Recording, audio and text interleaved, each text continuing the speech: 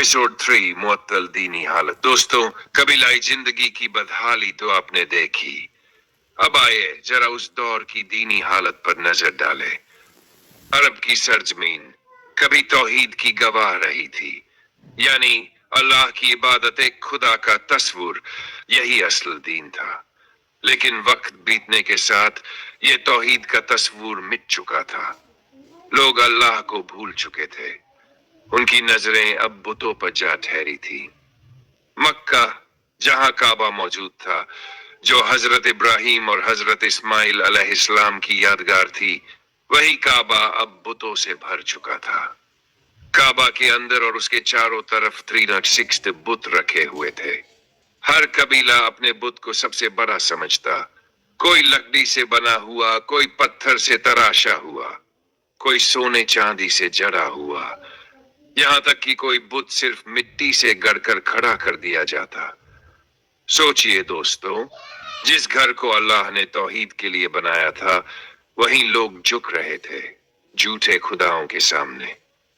बुत परस्ती का आलम यह था कि लोग अपने हाथों से बुत बनाते और उसी के सामने सजदा कर देते। अगर सफर पर निकलते तो बुत को साथ ले जाते। अगर कहीं ठहरते तो पत्थर को उठाकर सामने रख लेते और कहते, यही हमारा रब है। लेकिन बात यहीं खत्म नहीं होती। अरब में यहूदी भी मौजूद थे, ईसाई भी थे, और मजदियन यानी अग्निपूजक, आग को पूजने वाले भी रहते थे। लेकिन उनका असर भी टुकड़ों टुकड़ों में बिखरा हुआ था। कोई एक सच्चाई, कोई एक हक लोगों के सामने न थी।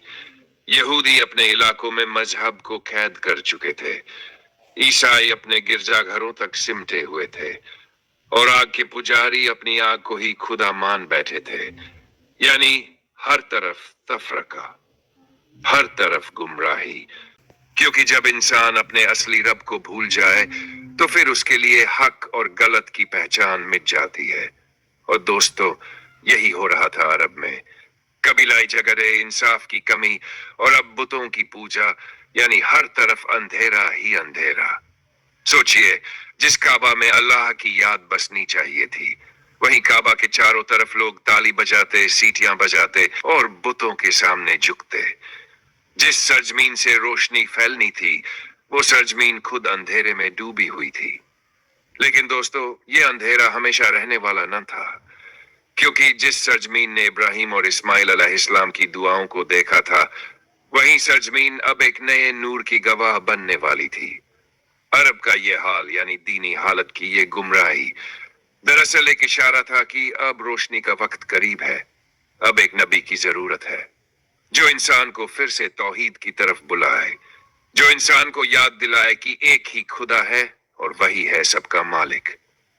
तो दोस्तों, यही थी अरब की मुअत्तल दीनी हालत, जहां तौहीद मिट चुकी थी, जहां बुतों ने इंसान की अक्ल पर पर्दा डाल दिया था, जहां यहूदी, ईसाई और मजदियन अपने अपने दायरों में सिमट चुके थे, और इंसान अपने असली रब से दूर हो चुका था। लेकिन याद रखिए, अंधेरी रात जितनी गहरी होती है, सुबह उतनी ही करीब होती है।